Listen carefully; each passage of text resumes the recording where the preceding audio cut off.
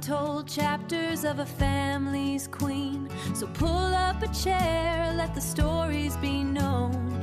Getting to know the unknown mom. Getting to know the unknown mom. Hey brood mamas. Alright, so today I am getting into my birth stories. So I do have two children. The first one, I got my positive pregnancy test. We were so excited. Everything was going according to plan. And because I have multiple sclerosis, I am considered a high risk pregnancy. So we ended up uh, having not only my regular doctor's appointments, but we also got to see another doctor that did a lot of imaging for my pregnancy. And I was like, cool, now I get to see my baby a whole lot more. I know a lot of people are against extra ultrasounds, but for me, I, I just wanted to see my baby every chance I got. So once we started getting to the point where she was supposed to have flipped, she didn't. And so her head was sitting really up high. And they kept saying, we still have time. We still have time. And I'm thinking, okay, still have time. Let's do some maneuvers to try and get her to turn. She didn't end up, every time we went, head still high, did not want to turn. So then we get to the conversation on if we want to have a external cephalic version, an ECV.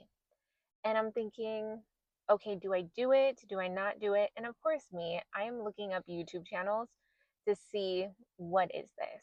And if you don't know what it is, look it up. But in my experience, I'll let you know. A lot of people, I had one mom that I know said that it worked for her, that her baby did turn.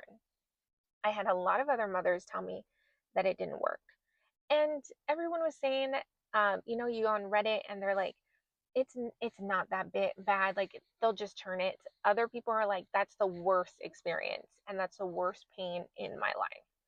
And I'm thinking, okay, I should at least give it a try, right? Like, why wouldn't I just try? Especially if this can make sure that I can have a natural birth like I want. I want to go through this birthing process. I didn't want to have a C-section. That was one of the biggest things, and I think it weighed on me when they told me there is a possibility for a C-section. And I was thinking, no, I just want a normal birth. And I'm going to stop myself right there because a C-section is a normal birth. And we need to stop saying that, it's the easy way out. For me, there was no choice. Well, so I gave birth on a Sunday, but that Thursday, was it Thursday or was it Friday? Friday. It was Friday. Friday, my husband and I took our bags in because I was a first time mama. So our bags were packed at like 30 weeks. The car seat was already in the car. Everything was to the T, ready. My husband had a backpack of all his stuff for the hospital. I had all my stuff for the hospital, and I watched so many YouTube videos. And to all the moms out there making YouTube videos on their hospital bags, thank you, because I actually had a very packed hospital bag. I will say this, I didn't use most of the stuff that was in there, but I was prepared. So my husband and I bring our luggage in, we go in, and this is around the time, so it's not COVID time, it is right after it. So we are still masking. We have to wear a mask to the hospital. And it's still, you can only have so many people in a room. So we end up going and I'm nervous. Remember, I'm a first time mom and I don't know what to expect. I'm expecting my husband to be in there holding my hand through this process. We get in and they say, your husband can't come in. There's not enough room. And it was a small room. They hooked me up to all the stuff. And I'm thinking, okay, I'm so nervous. So I tell the nurse, can I hold your hand? And she holds my hand. And the doctor comes in. She gets on this stool and I'm laying on my back, belly out. And she's like, all right, you ready? and she finds where the head is, and she finds where the little booty is, and she pushes and she starts like full strength body on top of my belly, trying to turn this kid in my, like, from the outside. The pain, the pain I was feeling, I was yelling and like squeezing my nurse's hand, just like, ah, like it was so painful. And then she would stop and she's like, "Do you want me to keep going?" And in my head, I'm thinking, I have to do this for my kid. If I can't get through this, how can I get through birth? And I was just like, no, we have to do this. I have to give it a try. Like, I'm just being ridiculous. So she gets up, she gets on, she goes to try it, and this one is not budging. My kid is not budging. And she tries to turn her, not nothing. So she stops again, and I'm telling her, okay. And I'm breathing hard and I'm crying and I'm in pain. And she's like, "Do you want me to do it again?" And I tell her, "Okay, if we're gonna do it one more time, and if I can't get through this, then we'll stop." But it broke my heart to say that we were gonna stop because I felt like I wasn't giving my child the opportunity to us to have a natural birth. Because I always thought, when you have a C-section, all that oxytocin, all those stuff that like you're supposed to have naturally is not going to happen, and it's just going to be a major surgery, and I'm spiraling. So she ends up going and she tries one more time, and I'm yelling and I tell her I can't do it. I can't. And so I walk out and I wish my husband was in there so that way I could look at him and we can like make that decision together. But I walked out with my head held like hanging, and he's like, "Did it happen?" And I was like, "It was so painful. I couldn't go through with it." And I felt ashamed. And so he was like, "It's okay. It's okay. Don't worry about it." So I go home and I'm feeling a little achy. Nothing too bad. And I was only about to be 37 weeks. I was 36 weeks when this happened. I had a C-section scheduled.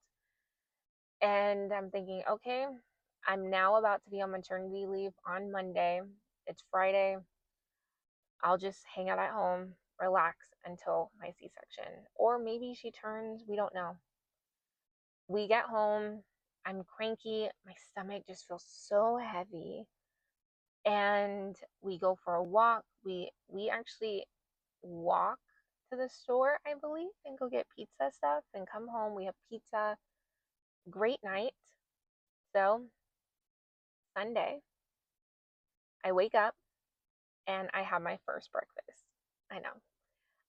What I would do is I would wake up early because I would be hungry and I would go have a bowl of cereal.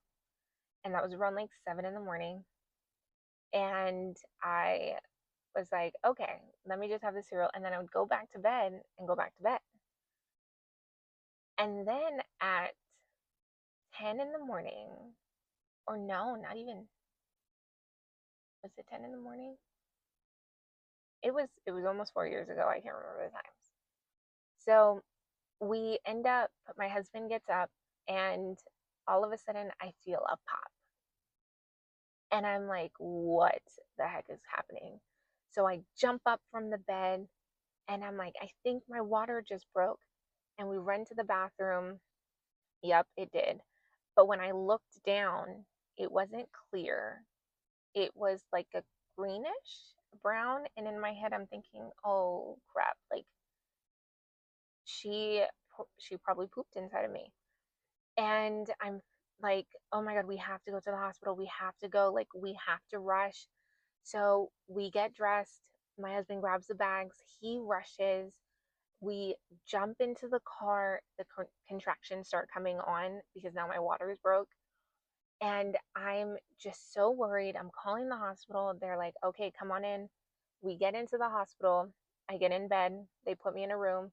They're looking at me. I'm having contractions. And the lady's like, you need to breathe through those because, you know. So they check me to see if my baby had turned. She hadn't. So they come in to tell me all about having the C section. But the first thing they asked me is, have you eaten? And I said, yeah, I had my first breakfast. I had breakfast, I had cereal a few hours ago. And they're like, all right, we have to wait. I don't think it was a few hours. I think it was only like an hour. And they're like, we have to wait a little longer because we can't put you in there with food in your stomach. So now my husband's freaking out. They have him all dressed.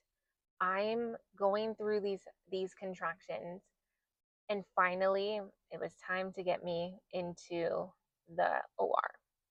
So I'm by the way, I'm texting everyone like the baby's coming. Who would have thought? So they roll me in to the OR, and I remember thinking it's so cold in here. And they get me, I get on the bed, and they're like, okay, we're gonna put this stuff in you. And I was so scared because I was thinking, what if I feel this? What if I feel them cutting into me? So they lay me back, they put up the drape, they put everything on, I have a mask on, and I am just, what is going on? Where's my husband? And because he couldn't go in right away with me. So I'm freaking out.